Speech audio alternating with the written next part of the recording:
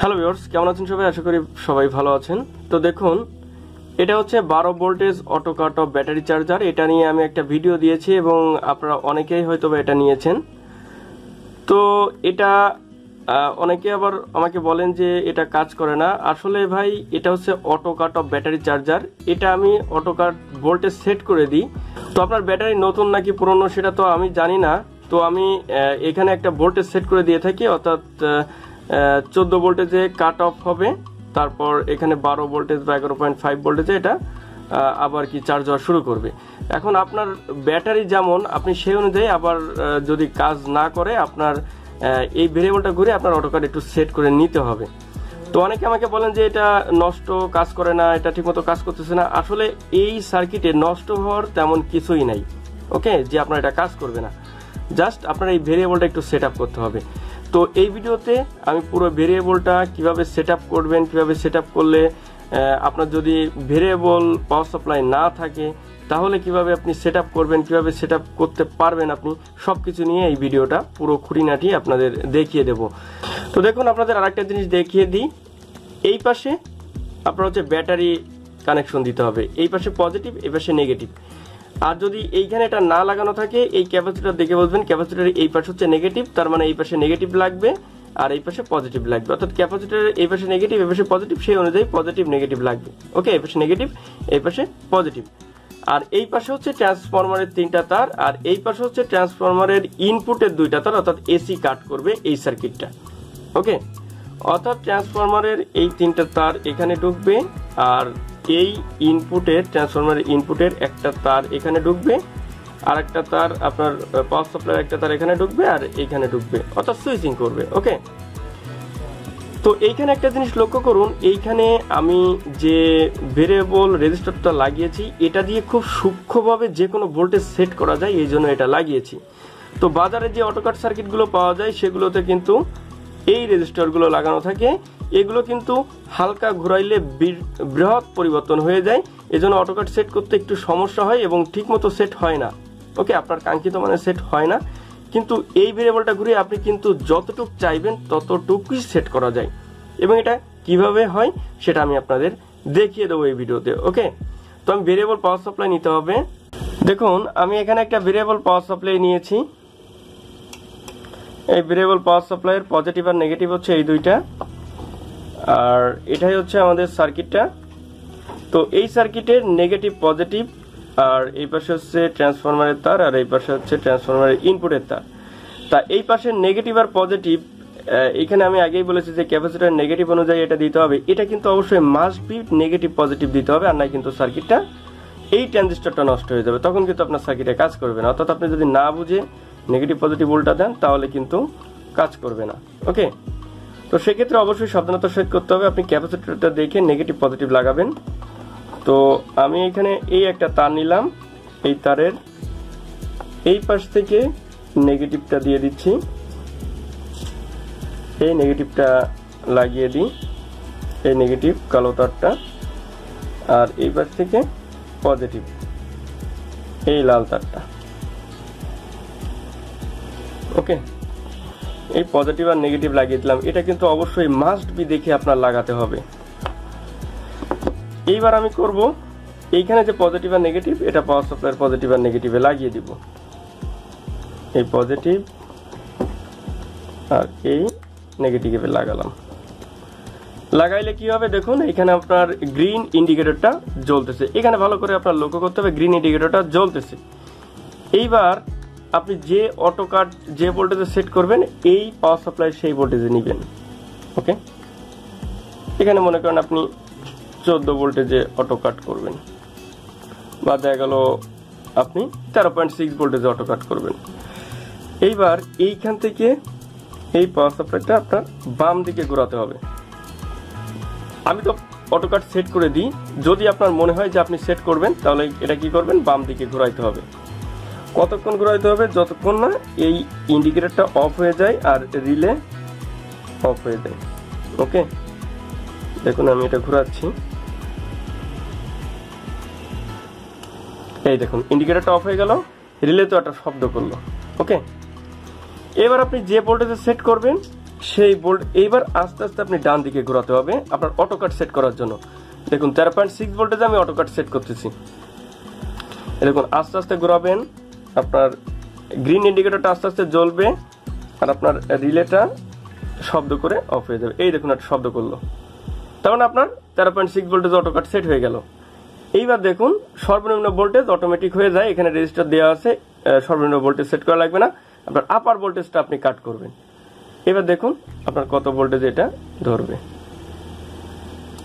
এই দেখুন 11 ভোল্টেজে আমার রিলেতে শব্দ করছে, অর্থাৎ 11 ভোল্টেজে এসে আবার চার্জ হওয়া শুরু করবে। ওকে, এবার দেখি আমি যে ভোল্টেজে অটো কাট সেট করেছিলাম সেই ভোল্টেজে আবার রিলেতে শব্দ করে কিনা। রিলেতে শব্দ করলো। ওকে, এভাবে আপনার অটো কাট সেট করতে পারবেন। আমি আবার একটু দেখাই। এবার মনে করেন আপনি 14 ভোল্টেজে সেট করবেন। এবার আপনি কি করবেন, এটাকে আবার বাম দিকে আপনি ঘোরাবেন। এই যে দেখুন এটা অফ হয়ে গেল। এইবার আপনার সেট করতে হবে, এটা মানে আপনি ফ্রিলি করে দিলেন। এইবার আপনি সেট করবেন, প্রথম হচ্ছে আপনি এদিকে করে আপনি ইন্ডিকেটরটা যতক্ষণ না অফ হয় ততক্ষণ করলেন। এইবার এটা সেট করার জন্য আপনার এইখানে ভোল্টেজ দিবেন, তারপরে এটা আস্তে আস্তে ডান দিকে ঘোরাবেন। এরকম ডান দিকে ঘোরাচ্ছি, আমার ইন্ডিকেটরটা আস্তে আস্তে জ্বলতেছে। এই দিলেতে শব্দ হয়েছে, আমার অটো কাট হয়ে গেছে। এবার দেখুন আমি সর্বনিম্ন ভোল্টেজে কততে আবার চার্জ হওয়া শুরু করে, দেখুন 11.4 ভোল্টেজে আবার আমি আস্তে আস্তে দিচ্ছি। 13.9 ভোল্টেজে অটো কাট হয়েছে। ওকে, আশা করি বুঝতে পেরেছেন অটো কাট কিভাবে আপনি সেট করবেন। আসলে এই সার্কিটে নষ্ট হওয়ার কিছুই নাই, যদি এখানে আপনি পজিটিভ আর নেগেটিভ ঠিক মতো দেন তাহলে এই সার্কিটটা কোনো সমস্যা হবে না। ওকে, তো আশা করি বুঝতে পেরেছেন যে কিভাবে আপনি অটো কাট সেট করবেন। এইবার আমি পুরো কানেকশন করব, অর্থাৎ এখানে ব্যাটারি, তারপরে এখানে ট্রান্সফরমার, তারপরে এখানে ট্রান্সফরমারের ইনপুট কানেকশন দিয়ে আমি পুরো 12 ভোল্টেজের ব্যাটারি লাগাবো, তারপরে আপনাদের দেখাচ্ছি। ওকে, এই যে দেখুন এইখানে একটু লক্ষ্য করুন, এটা হচ্ছে ব্যাটারিতে লাগাবো, অর্থাৎ ব্যাটারিতে পজিটিভ আর নেগেটিভ, এই পজিটিভ আর নেগেটিভ অর্থাৎ নেগেটিভ পজিটিভ। আর এখানে হচ্ছে ট্রান্সফরমারের আউটপুটের 3টা তার, আর এখানে হচ্ছে ট্রান্সফরমারের ইনপুটের 2টা তার। এই যে দেখুন ইনপুটের 2টা তার, একটা সরাসরি আমি লাগিয়ে দিয়েছি, আর একটা তার এইখানে যেখান থেকে আপনি পাওয়ার দেবেন তার একটা তার এখানে, আর পাওয়ারের আরেকটা তার এখানে, অর্থাৎ নিউট্রাল এখানে লাগিয়েছি, ফেজটা এখানে লাগিয়েছি। ওকে, এই দেখুন এখানে ভালো করে লক্ষ্য করুন, আপনি কিন্তু ভুল করবেন না। আর এখানে কিন্তু আমি বারবার করে বলছি নেগেটিভ পজিটিভ অবশ্যই দেখে লাগাবেন, তাহলে সার্কিটে ভালো কাজ করবে। ওকে, অনেকে আমার মনে হয় সার্কিটটা নিয়ে ঠিক মতো না বুঝে নেগেটিভ পজিটিভ উল্টা দিয়ে এই ট্রানজিস্টরটা নষ্ট করে ফেলছে, পরবর্তীতে কাজ করে না। ওকে, আমার কানেকশন আপনারা দেখলেন। এইবার আমি ব্যাটারি লাগাবো। তো প্রথমে আমি ব্যাটারি ভোল্টেজটা মেপে আপনাদের দেখাই মাল্টিমিটারের সাহায্যে। আপনারা দিকে একটু খেয়াল করুন, এই পজিটিভ আর এই নেগেটিভে ধরলাম। এখানে ব্যাটারিতে ভোল্টেজ আছে 12.38। ওকে, 12.38।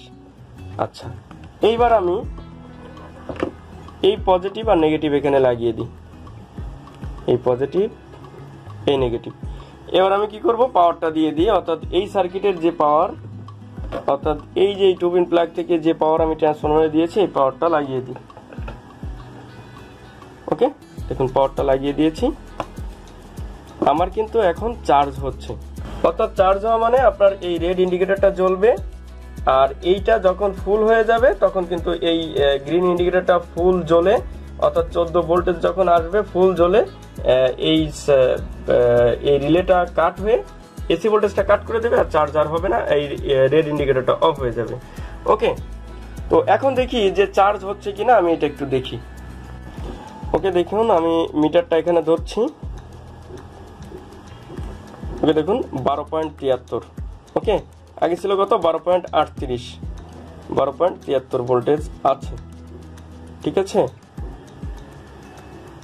ওকে দেখুন 73 থেকে 74 যাচ্ছে, অর্থাৎ চার্জ আমার হচ্ছে, এবং এটা 100% হবে যদি আপনি কানেকশন ঠিক মতো দেন, আর আমি যেগুলো দেখালাম সেই অনুযায়ী আপনি যদি করেন, এটা কিন্তু অবশ্যই হবে।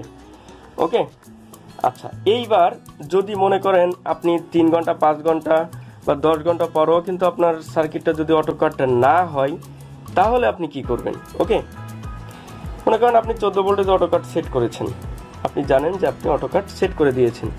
এবার মনে করেন 14 ঘন্টা পরে আপনার ব্যাটারি তো ফুল চার্জ হবে, এটা 100%, অর্থাৎ 13 ভোল্টেজ বা 14 ভোল্টেজ হয়ে যাবে। ওকে, তো দেখুন তখন যদি হয়ে যায় তখন আপনি কি করবেন? আপনার ব্যাটারিটা যখন ফুল চার্জ হয়ে যাবে বা আপনার সার্কিটে যখন ফুল চার্জ হয়ে যাবে তখন বুঝতেছেন যে আপনার 12 ঘন্টা পরে ব্যাটারিটা হালকা গরম হয়ে গেছে। তখন আপনি বুঝতে পারবেন যে আপনার চার্জ হচ্ছে কিন্তু সার্কিট অটো কাট হচ্ছে না। তাহলে আপনার এই ভেরিয়েবলটা একটু ঘোরাতে হবে। যদি আপনার ভেরিয়েবল পাওয়ার সাপ্লাই না থাকে, আমি তো দেখালাম যে ভেরিয়েবল পাওয়ার সাপ্লাই দিয়ে কীভাবে আপনি অটো কাট সেট করবেন। যদি না থাকে তাহলে আপনি কি করবেন? দেখুন এইটা যদি আমি দেখিয়েছি, এটা যদি আপনি বামে ঘোরান তাহলে কি হবে? আপনার অটো কাটটা অফ হয়ে যাবে। ওকে, অর্থাৎ আপনার ফুল চার্জ হবে, অর্থাৎ অটো কাট হবে না, অর্থাৎ ব্যাটারিতে চার্জ হতে থাকবে।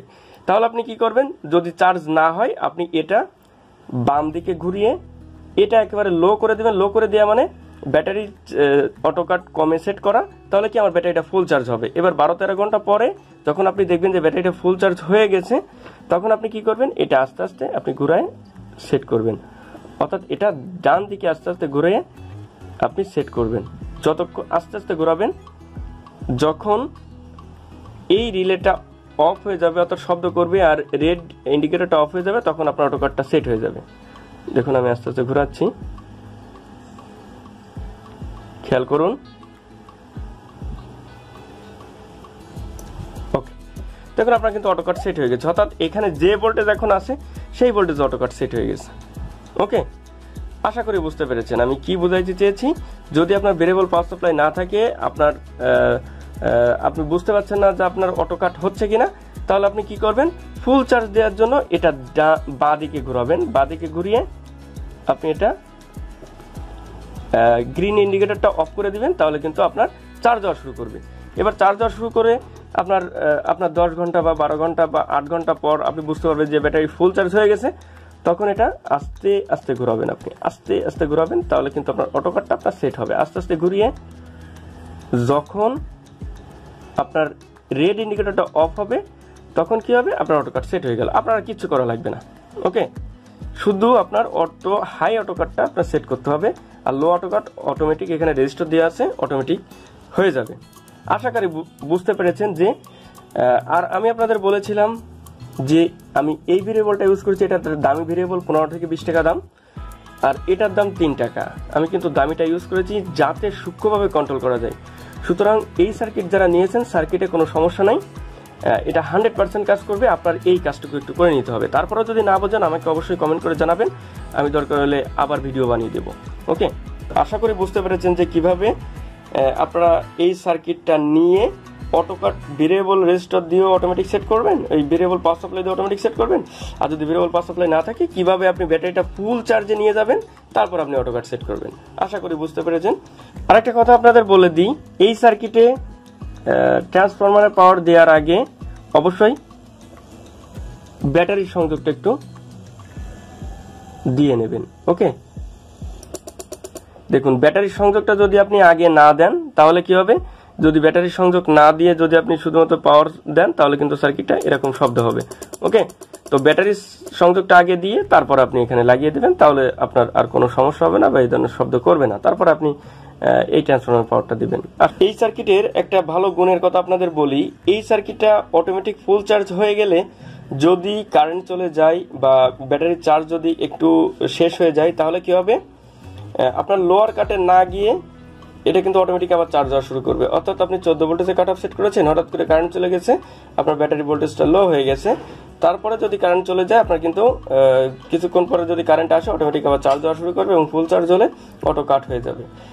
এভাবে এটা কাজ করে, অর্থাৎ আপনার লোয়ার কাটে আসা পর্যন্ত অপেক্ষা করে না, চার্জ হালকা রইলে এটা আবার চার্জ হওয়া শুরু করে যদি কারেন্ট চলে যায়। আর যদি কারেন্ট না যায় তাহলে আপনার যদি 14 ভোল্টেজে সেট করেন তাহলে 14 ভোল্টেজে এসে অটো কাট হবে, আবার লোয়ার কাটে এসে তারপর আবার চার্জ হওয়া শুরু করবে। তো এটা একটা ভালো গুণ যে কারেন্ট চলে গেলে আবার আসলে যদি চার্জ হওয়া শুরু করে তাহলে আপনার চার্জ হওয়ার জন্য আর অপেক্ষা করতে হয় না, লোয়ার কাট পর্যন্ত অপেক্ষা করতে হয় না। তো এটা আপনারা নিশ্চিন্তে ইউজ করতে পারেন।